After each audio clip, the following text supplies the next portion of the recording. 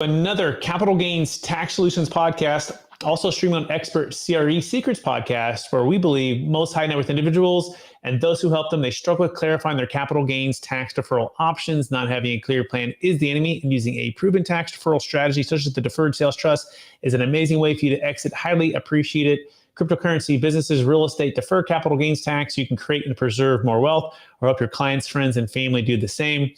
For those who don't know me, my name is Brett Swartz, and I'm the host today of the podcast. And each and every episode, we're bringing on some of the best real estate, financial, wealth, and business minds in the world, where they share their ideas, deal stories, and inspiration. So together we can make complex tax deferral strategies simple and passive income plans achievable. I'm excited about our next guest. He's out of the great state of New York, and he is focused like a laser on helping high net worth individuals reduce their tax and gain financial clarity. Their team of elite real estate CPAs guide high net worth individuals with proactive tax planning and outsourced accounting services. They've been seen on Bigger Pockets. They've been on Inc. 5000 list.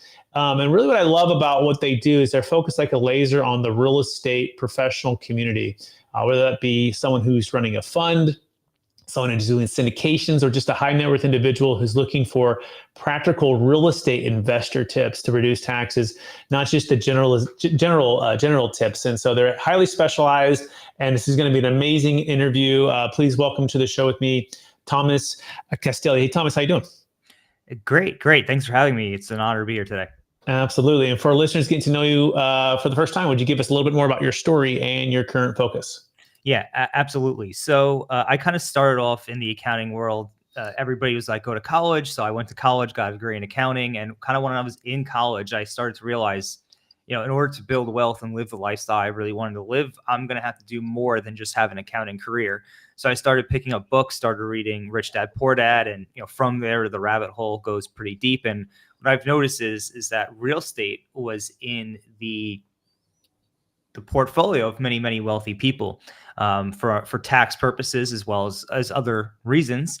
So I started going to events, started networking, and eventually I met this group who was doing a 3-day weekend on real estate syndication. So I went to their 3-day weekend, learned everything about the syndication business, and fell in love with that model.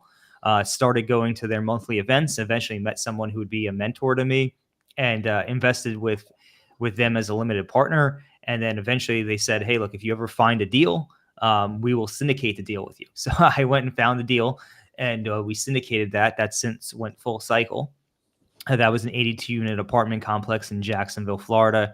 And now I'm investing as a limited partner so I could focus on my career in accounting. And I'll come back to active real estate at some point later on.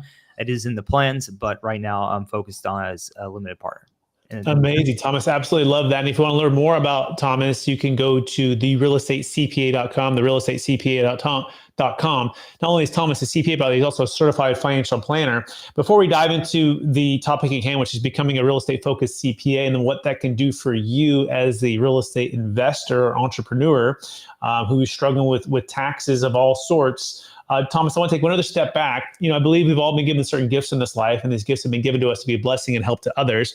I'm curious, who is Thomas when you're growing up? What do you feel like the one or two gifts that you were given, and how does that help how you help and bless people today?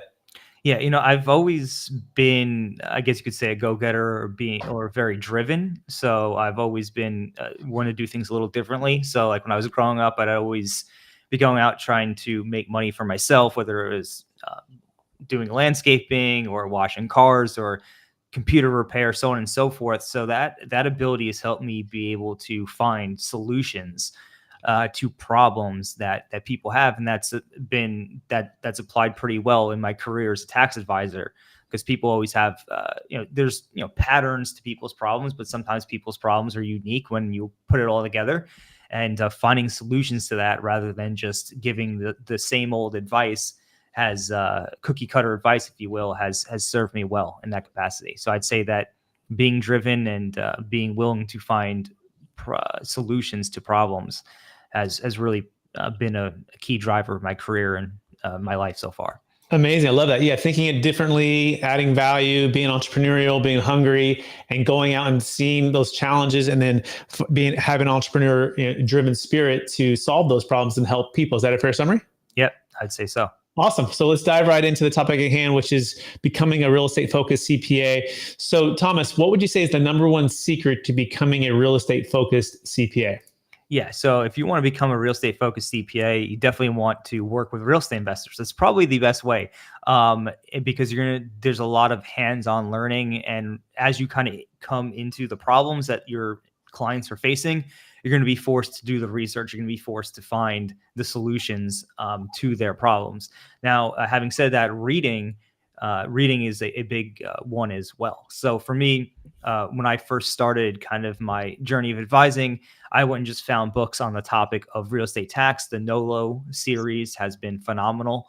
A great way to educate yourself on what strategies are available to you as an investor. But then also diving into tax court cases, into the actual tax law itself has been a tremendous help. So I guess to summarize that, you want to work with real estate clients because they're going to present you with problems, and through solving those problems, you're going to gain a lot of expertise. And secondly, reading the available research and books and blogs and articles written by professionals out there who are in the real estate space will also help you kind of get a good idea of what's available and how you can help your clients. Absolutely. I think of it like sometimes people ask about what I do and how we figured it out. It's like, well, I spent the 10,000 hours with the brain surgeon who was helping all the people do all the things and watching all the surgeries basically, and all the deals and different nuances and different angles. And essentially it's full immersion. It's like, how do you learn how to swim? Well, you need to get in the water and start swimming, right? And so it sounds like the focus on that niche client, which is the real estate investors, spending a ton of time with them, solving the problems, and that helps you to see the patterns, right? And create opportunities for you probably to think in a way that most people wouldn't have, because you've been solving so many of those problems, and then you probably do those slight adjustments. Talk about how you've evolved with your problem and your analytical skills over time as you spent so much time with real estate investors that most CPAs just wouldn't do because they're, let's face it, more of a generalist. Yeah, right. So a generalist will typically go very surface level. So they'll maybe read the IRS guidance or publications, and they'll go along like the surface. As I kind of moved along in my career as a tax advisor for real estate investors, you start to see there's a lot of nuanced problems that you have to find solutions for, find answers to. And just looking at the plain old tax code or looking at the guidance from the IRS isn't always going to paint the whole picture. So diving into tax court cases has really been huge, because where there's a lack of guidance from the regulations or from the IRS or the tax code itself, you can often find people who went to tax court and had a similar problem, maybe not the same exact problem, but similar. And it's the tax court has determined the answer, has already figured that out, and it has like drawn a conclusion to it. Has a position on it rather. And going into tax court cases and finding the solutions for people who have similar fact patterns has been huge. I'd say that's probably a primary differentiator. And also, one of the things that's been interesting is there's this one strategy for short-term rental investors where I believe that the tax court misinterpreted the regulations. And we have, or the tax court's opinion rather, okay, this is the best way to put it, was dated, and the regulations has since been updated. And rather than taking the tax court's opinion at face value, if you dive back into the updated regulations, you see that might no longer be the case. So we've written an article on that and published that in a professional publication. So going that extra mile and diving deep into tax court cases, and also once you have that intimate understanding, like you said, that 10,000 hours or the 10,000 reps, you start to see things differently. You start to see where the nuances are and start to see where there might be flaws in some arguments. So if that kind of makes sense, it's kind of where I'm at, I guess you could say. I think it absolutely does. And by the way, you can learn more about Thomas Castelli by going to therealestatecpa.com. So Thomas, what I found is that you can't blame the generalists, because it's like the family practitioner who's done the blood work, who's done the flu shot, and has been the family practitioner for many, many years in a general sense. And you need that, right? Yeah. But when it becomes the more nuanced challenges, they're not the one to do the, I played basketball in college, so the ACL surgery, right? They're not the ones to do, you might need a hip replacement if you get older, right? Or knee replacement. I probably will when I get older. But the idea that, I like the way you put that, the opinions versus the regulations, they could be out of date, right? And there's a lot of nuance. It's not a cookie cutter, most things, and some things in the tax law are, right? They have like certain things for IRAs and 401ks and 1031s at 45, 180, like kind replacement. I mean, there's a lot of stuff that's very there, but there's things that are open to interpretation, right? Sure. And that's part of why there's so many, I think, pages in the tax code. And so having that practitioner, that professional who can execute and look at those nuances, the way that my business partner, who's a CPA tax attorney, puts it, it's like the ability to defend and present to the IRS your case. Right. And most people, they just don't have those reps. And so they get, concerned about things that maybe are a little bit outside of the general box that they're looking at. So I'm curious, what is the best way that you've helped, clients overcome, hey, it's too good to be true for Thomas, whatever that you might be presenting, whether that's, cost seg is pretty much, it's foregone conclusion, right? But I imagine you have certain things, strategies that you're using that are maybe a little bit outside the box, but you're looking for ways to help people overcome that. And they're looking at their general CPA, but maybe give us a scenario of that and how you help people overcome that. Yeah, right. So 100%. So it's been education and a combination of education and coaching. So what I mean by education, it's showing the citations for the regulations, the tax code, and the tax court cases that support this position. So that they understand, hey, look, while yes, your general CPA may not have went down this rabbit hole far enough to find all of this stuff, it does exist, and here's all the support for it.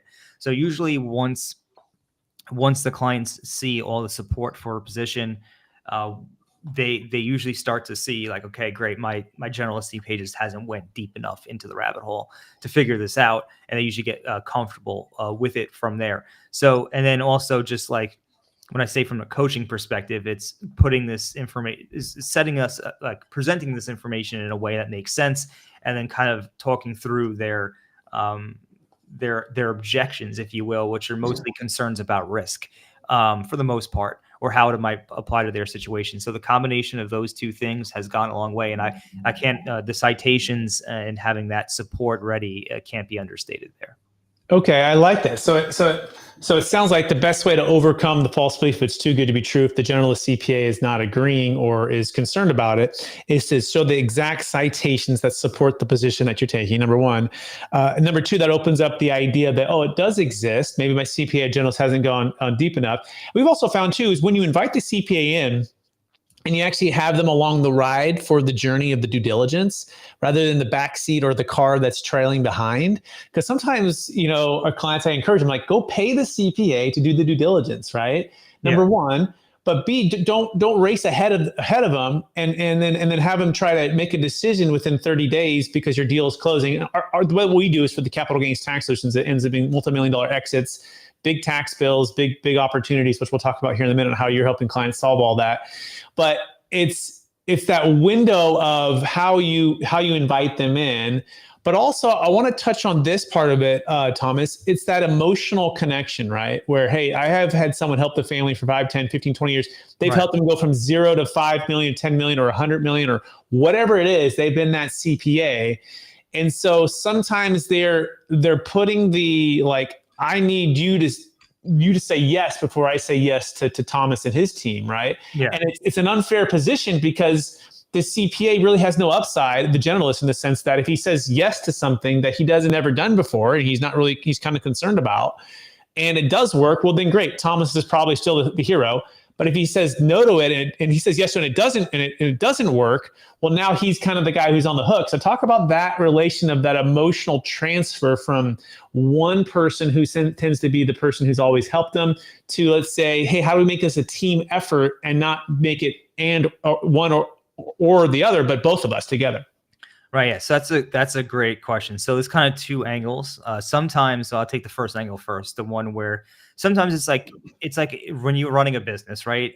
Maybe a certain staff member, team member has been able to get you so far, but now the business requires someone else with a deeper or more complex skill set to take the business to the next level or to bring it to where it needs to go today. So if you take the view of you want to put your business first, then sometimes there's going to be team members that include people who are not necessarily employees of yours.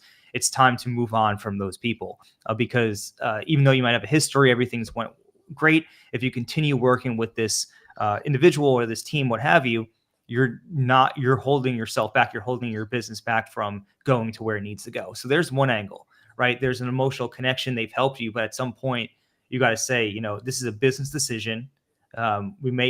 We can leave on good terms, and sometimes it's better just to find someone who's better suited for your business at that time.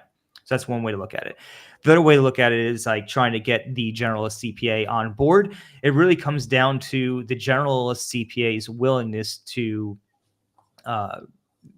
go deeper and to open themselves up to learning more. Not all general CPAs want to do that. Some general CPAs, in my experience, just want to stick to their box. They know what they're good at and they want to continue doing that. And there's nothing particularly wrong with that. And that might be a situation where you want to move on. Other CPAs will be are open to education. So when you do provide them citations, the tax court cases, the regulations, so on and so forth, they can get comfortable with it. Having said that, they have businesses to run as well. So if, to your point, you don't want to just spring this on them like, oh, I need to close this deal in the next 30 days, because they might not have time to go and dig into that. If you're proactive and you have a plan, then you should see this coming. You'll know this is coming. You'll be able to give them the proper time to educate themselves. If that's the route that you want to go and they're open to that type of arrangement. So that's kind of the way I've seen it work. You have to know where you're going, and you have to have a plan, and you have to make sure that you can get your team in place. And that includes external people like CPAs. Oh my gosh, you said that so well. I feel like that's been the one thing that has been the most challenging, Thomas, to really get and understand of how to help win the CPA. And I'm hearing you're saying, take the view of a business perspective, take them outside of it. First of all, like, hey, you're exiting or you're doing the strategy. Let's back up. Let's analogy that you're growing your business from 0 to 10 million or 10 to 100 million. The same people that help you get to 0 to 10 million, right? You made business decisions along the way to change the team members or change the team that services you or whatever it is. Take that same perspective now with your own tax, right? And it may mean getting a new team, but before we go there, let's see if the coach is coachable, or let's see if the CPA is coachable, right? Let's see if they're humble and open and willing to learn and to dig in and to dive in, or are they so busy or so stuck in their practice that they're not, right? And then in that scenario, well, it may be that you've outgrown them, right? And they're not open to or willing to serve the level that you need to serve, rather than just paying the tax. Very well said. I love that. And I think it comes back to the book. I think Patrick Lencioni, Humble, Hungry, and Smart, right? Is the CPA or generalist humble, coachable, willing to learn, right? Are they actually hungry? Like, are they, do they have enough margin and actually hungry to learn something new and be a part of this? And the smart piece is emotional intelligence, just connecting with people, but also, again, pay the man, right? I always say, or pay the woman, right? Pay the person, right? Like, say, hey, I'm going to pay you, $300 an hour to dive into this with me. If indeed you want their blessing on the thing, pay them and give them time to do all that. Anything else to add to that, or is that a fair summary? Yeah, no, I think it's a fair summary. I just want to reiterate the paying them portion of it, because, and I'm not just saying this because I'm a CPA, but most CPAs operate on, they're getting paid to file your tax returns. And then like when they're doing work outside of that scope, they need to be compensated in some way. So that's why a lot of CPAs don't give advice or give proactive tax strategy and planning on these things, is because they're not compensated to do so. So if they're giving you free advice effectively, or they're researching something for you for free, then that's taking time and energy away from preparing tax returns or working on clients who are paying them. So just know that your CPA's time is valuable, and if you want them to explore and dig into this stuff for you, sometimes you're going to have to compensate them in order for them to do so. So absolutely amazing. Thank you so much for sharing that. So let's dive now into the topic that we kind of focus on, which is capital gains, tax, right? So Thomas, what would you say is the biggest frustration when it comes to the 1031 exchange? and or just capital gains tax solutions for crypto or business exits or primary home or stock, public or private stock. What have you seen is the biggest frustration with that? And then how are you helping your clients, either defer the capital gains taxes, mitigate capital gains taxes, eliminate estate taxes? What's some of your best strategies, Thomas? Yeah, absolutely. I think the biggest frustrations with, like, say, the 1031 exchange is that it's only available to real estate investors. So you can only really use it for real estate at this point. The tax laws have changed. And now, like I said, it's only available to real estate investors. So that's one frustration. Then you have very strict timelines. You have to identify typically up to 3 properties. We all know there's some nuances there within a 45-day period. And if you don't do that, then the 1031 exchange is going to fail. Likewise, if you fail to close on one or more of those properties within the 180-day window, the strict timelines that you have, it can the 1031 exchange will fail, and you'll kind of be forced to pay the capital gains tax unless you have another option, a second plan B, right? And then from there, with that can, because that tight timeline, you can be forced in some cases to make suboptimal investment decisions, or sometimes point blank bad investment decisions. So that's kind of one of the issues with 1031s. Now, for most other assets, not all, but most other assets, there's not always great strategies to defer capital gains taxes. You have the installment sale when you're selling a business, but when you're selling stocks, for example, if they're not in a retirement account, really the main way to be able to do that, traditionally at least, is to be able to use tax loss harvesting, which is using capital losses to offset the gains. So that's kind of some of the frustrations there. Now, how we've been able to help some people navigate these waters, and I'll go through the real estate side first, is the 1031 exchange is always there. It's always an option. Then we have what's been coined, or what's become known as, rather, the lazy 1031 exchange, or 1031 exchange light, some people will call it, even though it has nothing to do with a 1031 exchange.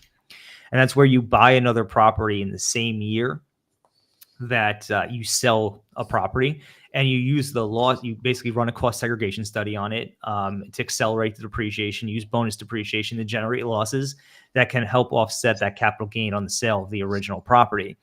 Now, that works well if you're able to purchase a property within the same year and you want to continue being in real estate. That all works pretty well. However, that strategy is going to become less and less effective as bonus depreciation begins to phase down. And we're currently, as of this recording, bonus depreciation is 80% in 2023, but it's going to be dropping down to 60% in 2024, and then 20% thereafter till it's gone under current law in 2027. So there's kind of the drawback of that strategy, or how that's phasing out. Then there's always the installment sale, which can help spread out the capital gain over multiple years. That's another option some investors will use. However, you do typically have to pay the depreciation recapture tax from, if you did a cost segregation study on it or use bonus depreciation in that first year, which could be a sizable hit for some investors. Now, I was throwing one or two more. There's maybe more that we could go through, but sometimes people will no longer want to invest in real estate, or want the hassles of investing in like managing properties. So what they'll do is they'll use a 1031 exchange to trade into a Delaware statutory trust. Also, basically what that is like an IRS blessed vehicle that is like a syndication, more or less, that you don't have to be responsible for the day-to-day management of property anymore. So that's an option. There's another one called the 721 exchange that we've seen some clients use, and that's where you basically contribute property to a partnership. It's usually a REIT type of partnership, and in exchange for partnership interest, for an interest in the partnership, you defer your capital gains tax when you do that, and then as you sell off bits and pieces of the partnership interests, if you do that, then you start recognizing the gain. So that's the typical ways, and there's other ways, of course, but those are the ways that, like, kind of overarching we've seen. And the two most popular that I've seen, honestly, have been the lazy 1031 exchange over the last few years. That's probably been the most popular, to be honest. Okay. Got it. Awesome, Thomas. A great overview. I want to touch on a couple of these because I don't get too often people that are practitioners like yourself, and I want to do the pros and cons on this. So Let's do the pros and cons. I think this would be really, really beneficial for people. First of all, a traditional installment sale. This is what I see, Thomas, right? Especially for business sales, right? Like you've owned this business for 5, 10, 15, 20 years. It's worth 5, 10, 15, 20, $30 million. First of all, traditional 453, you're capped at 5 million per person per year before there's an interest charge on whatever you're deferring, right? So if you're a married couple, you can get 10 million on a traditional installment sale. Then anything above that, you can still defer, but there's going to be an interest charge. All right. On the first 10 million, it's basically zero interest. But that's number one. But number two, the biggest challenge, Thomas, is everything is tied to that old buyer. All of that capital, especially if you did a huge seller carryback, is dependent on somebody who's probably not investment grade. You're not diversified. You're not liquid. You have the worst case is 2 or 3 years from now, they run the business into the ground. Now, all of a sudden, you're having to take the business back and pick up all the pieces, right? The very reason that you're selling it is probably for peace of mind that you don't want to own it or manage it anymore. Same thing can be said about the real estate, right? And so the traditional installment sale, I call it blockbuster installment sales, are just pretty restrictive, right? That's number one. Number two, what we offer is something called a deferred sales trust, which is actually an installment sale with a third-party trust, with the third-party trustee, that's us, but you don't have to be tied to that old asset. You're not financing the old buyer, you're financing the trust. And so what we're finding is this provides opportunities for people to invest into real estate, into other business ventures, into stocks, into liquid investments, or into syndications, or into funds. In other words, you can diversify the wealth. You're not tied to that old asset, right? You have your powder dry. I mean, the 2008 crash hit, and I remember the biggest frustration with that was people had overpaid for properties, had not diversified their wealth, and found themselves owing, if they sold too much tax, right? And part of it because they had overpaid for these 1031 exchanges too often. And so we learned about the deferred sales trust, and we said, wow, this, if properly structured, and if you understand how to make this thing an investment, not an expense, how to have the controls in place to be able to be an entrepreneur, you can unlock a lot of the freedoms that us as real estate investors wanted. So what are your thoughts on A, the traditional installment sale with businesses, like I just said, and then B, what are your thoughts on the deferred sales trust? So the traditional installment sale, it is certainly limited. Like you said, there are certainly uses for it and places where it makes sense and where it doesn't make sense. And then as for the deferred sales trust, it's something that we have had some clients explore, and it's, if you and your advisors are all informed on how it works and you're able to operate it, it's certainly an option to consider. So I really don't have a strong opinion on it either way. It's just another tool in the tool belt for investors to particularly use if it works for them. Excellent. So now what about the ability to, I don't know if you know this, but you can get a new depreciation schedule by partnering with the trust. So to me, what I love about buying investment real estate and doing the lazy 1031, Thomas, is you're getting a new depreciation schedule for that new property you bought. Your 1031 is not traveling with your old depreciation schedule, right? Or your old depreciation shows that travel. So one of it, we call it tax flow, right? To maximize tax flow, you want to maximize depreciation with cost seg, with bonus depreciation, but also with the full fresh depreciation schedule. I have a client, his name's Harry, and I sold his apartment complex in Sacramento. And he has a second apartment complex that he's owned for over 30 years. And as you know, multifamily is 27 and a half years fully depreciated. I said, Harry, why don't you sell? He goes, Brett, I don't have anything to 1031 into. And full honesty, the profit's not accepted in his hometown. I'm still trying to convince him to use the deferred sales trust, but he's had this property for years. It was passed on from his dad, 40 plus years back before, and all this stuff. And I said, Harry, here's the problem. You have about $600,000 of income every year. You have no depreciation, so you're getting crushed with tax on that. I said, if you do a 1031 anyways, even if I found you the perfect deal, the biggest challenge becomes you're going to have to have an old depreciation schedule. And so I said, what about this? We sell the asset. We find a buyer for $10 million. We defer all of your capital gains tax into the deferred sales trust. You do an installment sale. You're married, so you can do a traditional installment sale with the DST. But then you can partner with the trust. So watch this, Thomas. He can form a brand new LLC and think of it kind of like a syndication or a partnership JV LLC. It's more like a JV LLC. And the trust can fund this LLC, but he's the managing member of the LLC. Okay. Yeah. And he can go buy real estate at any time with the fresh depreciation schedule. Yeah. Okay. And so he's got a promissory note for 10 million, typically at 6, 7, 8, 9%. And then he's joint venture partnered, and the part of the 10 million, all tax deferred, can go into this LLC, and he can go buy real estate, go buy businesses, go build real estate. So we've done this with Shea Pope. He sold a $3 million, basically about a couple $1 million business, and he started to develop a couple $1 million multifamily complex in Tennessee. We did it with a client who exited cryptocurrency.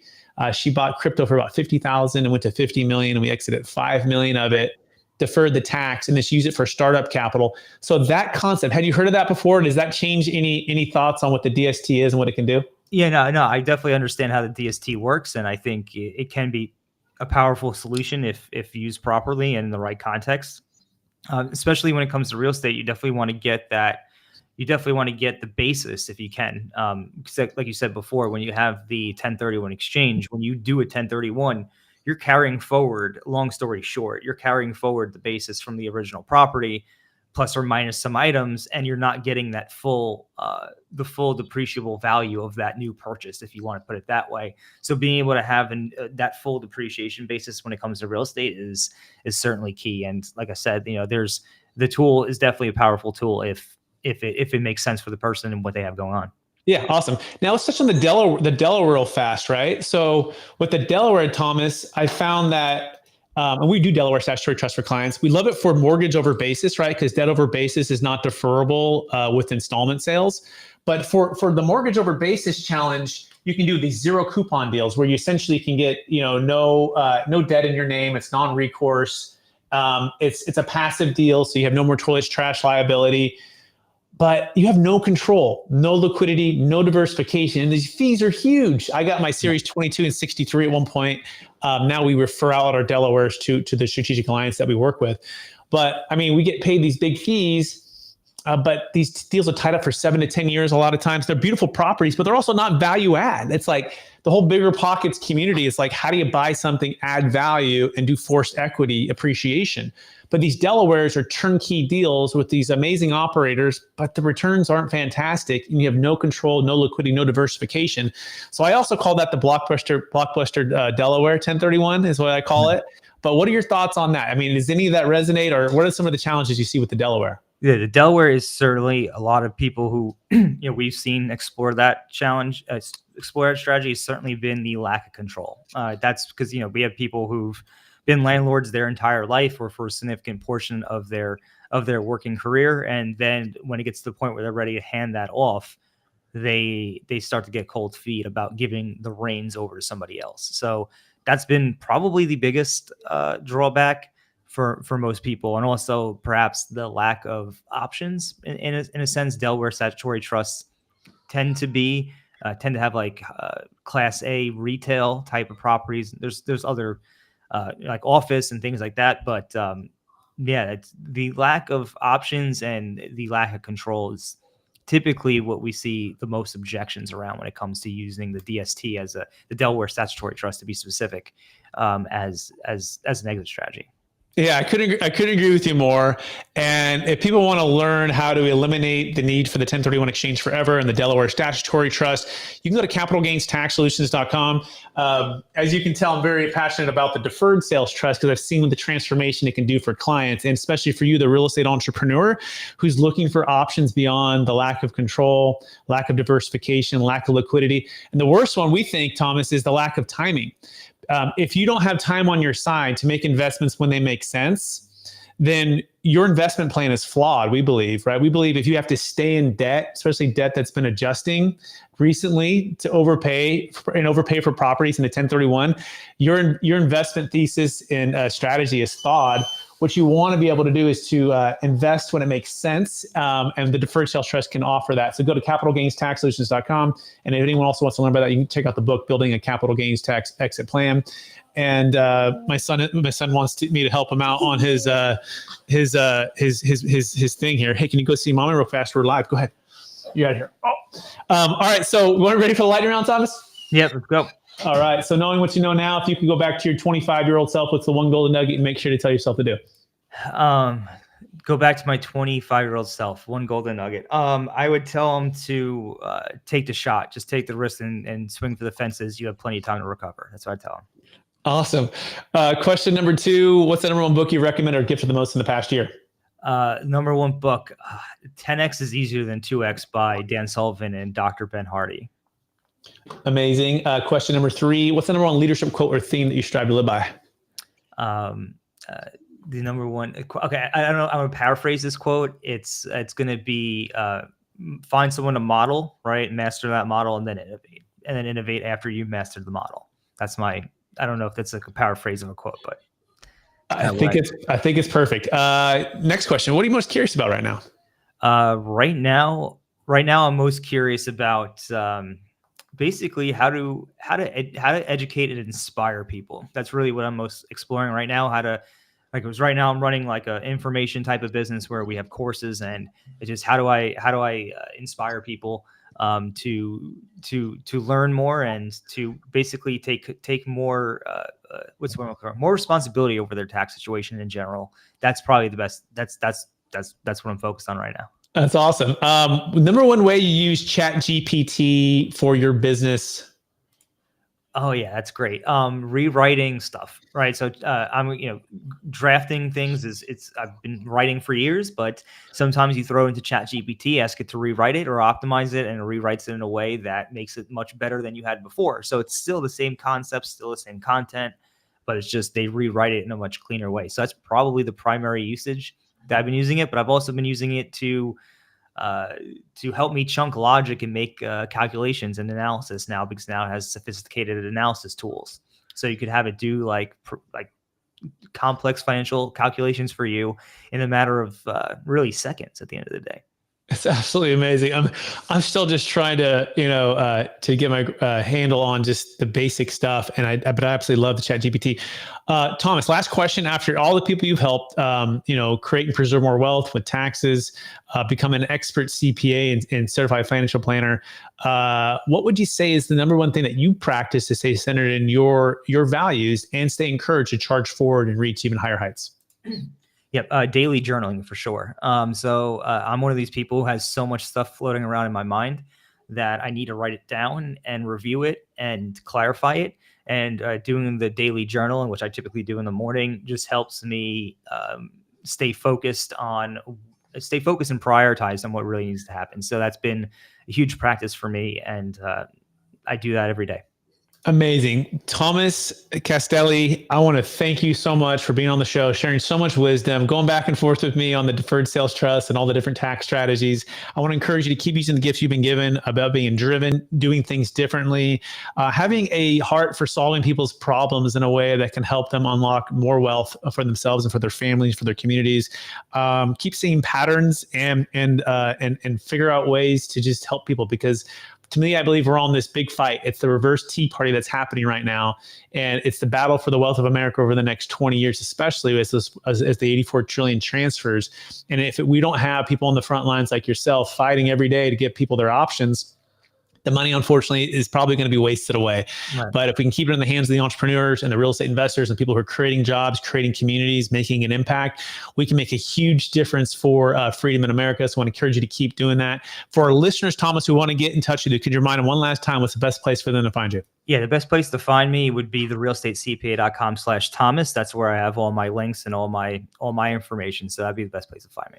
Amazing. Thank you so much. I also want to thank our listeners for listening to another episode of the Capital Gains Tax Solutions Podcast, also streaming on Expert CRE Secrets Podcast, where we believe most high net worth individuals and those who help them, they struggle with clarifying their capital gains tax deferral options. Not having a clear plan is the enemy, and using a proven tax deferral strategy such as the deferred sales trust, a 1031 exchange, a Delaware statutory trust, cost seg, lazy 1031. These are all options that help you create and preserve more wealth, but not having a clear plan and a clear outcome in mind and a clear team to help you execute on this is the enemy. So you want to make sure you take action right now. You can get with Thomas by going to therealestatecpa.com, or you can get with myself by going to capitalgainstaxsolutions.com.